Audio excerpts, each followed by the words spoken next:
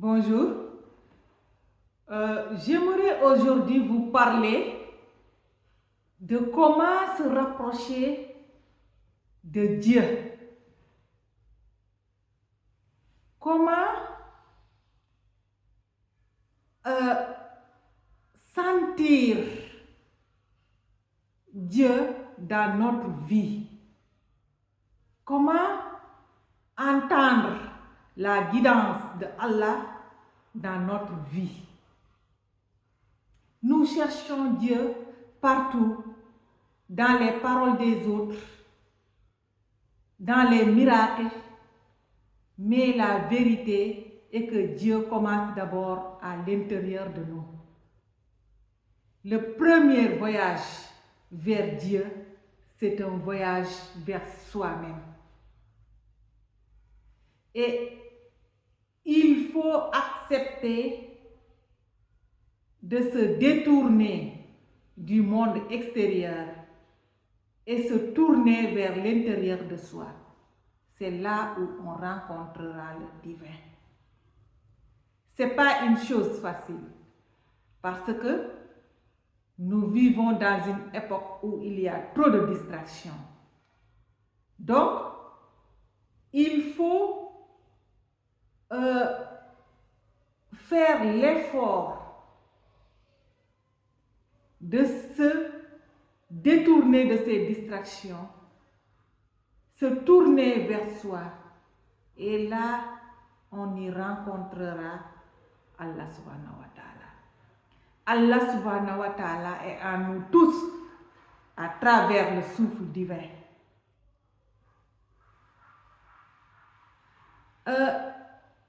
Et pour cela, il faut faire l'effort de se connecter avec cette source divine. D'ailleurs, le prophète Mohammed sallallahu alayhi wa sallam, de retour d'une bataille, dit: nous avons terminé le petit djihad, nous commençons le grand djihad. Il explique à ses compagnons que le fait de combattre un ennemi à l'extérieur, c'est un petit djihad. Et le combat intérieur que l'on doit mener contre soi-même, c'est ce combat qui est le grand djihad. Au temps du prophète, le djihad, d'ailleurs, n'était utilisé que pour repousser une agression ou une injustice. C'est différent de certains agissements que nous voyons des fois venant de personnes mal intentionnées qui utilisent l'islam pour semer la terreur. En effet, l'islam est une religion de paix. Le prophète Allah subhanahu wa ta'ala n'a-t-il pas dit à l'intention du prophète Mohammed sallallahu alayhi wa sallam: nous ne t'avons envoyé qu'en tant que miséricorde pour l'univers. Donc, l'islam est une religion de paix.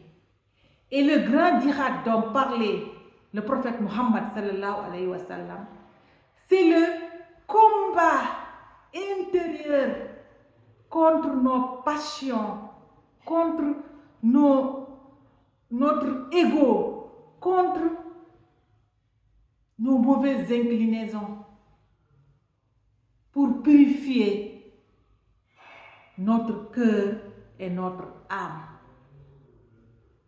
Tu veux te rapprocher de Allah subhanahu wa ta'ala? Commence d'abord par te rendre digne de lui. Allah est pureté, amour et vérité.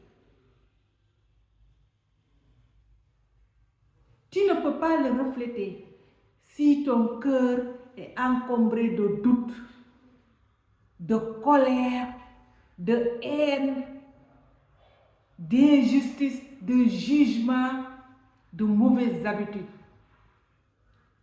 Purifie ton âme, car il est le réceptacle qui te permettra d'accueillir la lumière divine sans la déformer.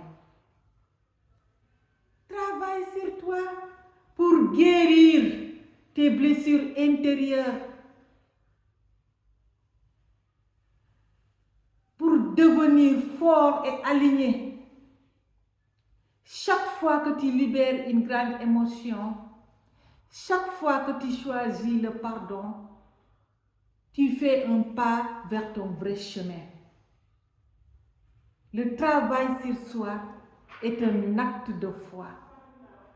C'est accepter de se transformer pour devenir la personne que Dieu a prévue. Parce que nous sommes dans un monde où on est conditionné.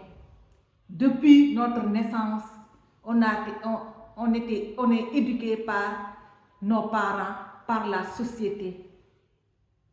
Et donc, des fois, ce sont ces conditionnements qui nous empêchent de devenir la personne que Dieu a prévue.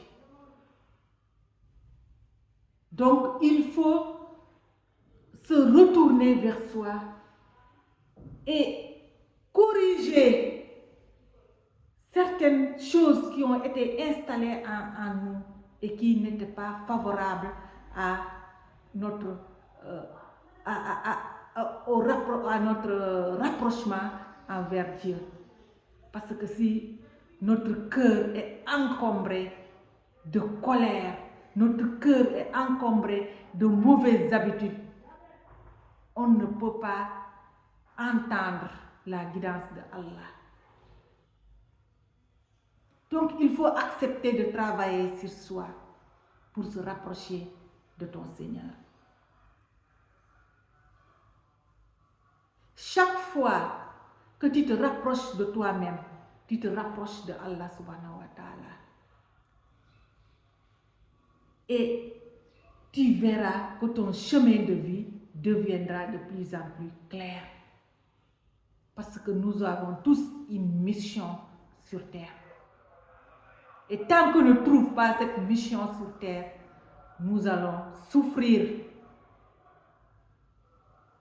malgré le travail qu'on aura, malgré l'argent qu'on aura. Tant que nous ne vivons pas notre mission de vie, nous aurons toujours un manque en nous.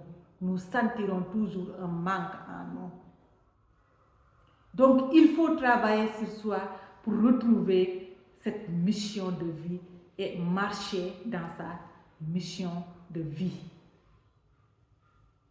Si tu travailles sur toi, tu vas activer ta connexion envers Allah subhanahu wa ta'ala. Tu vas commencer à décoder les signes que Allah t'envoie à travers les rêves, tes rêves, à travers les épreuves, à travers tes intuitions soudaines et même tes rencontres. Derrière tout cela, il y a des signes. Il y a une guidance de Allah subhanahu wa ta'ala. Mais le problème, c'est que nous ne sommes pas aptes de décoder cela parce qu'on est trop distrait. On est trop tourné vers l'extérieur. Donc, apprenons à se tourner vers l'intérieur de soi, à se connecter avec cette source-là qui est en nous. Et là, on verra qu'on aura le salut. On va vivre la plénitude, le salut sur terre. On va vivre l'abondance. Alors, merci beaucoup. Si cette vidéo t'a plu, n'oublie pas de t'abonner à la chaîne et de la partager le maximum de fois.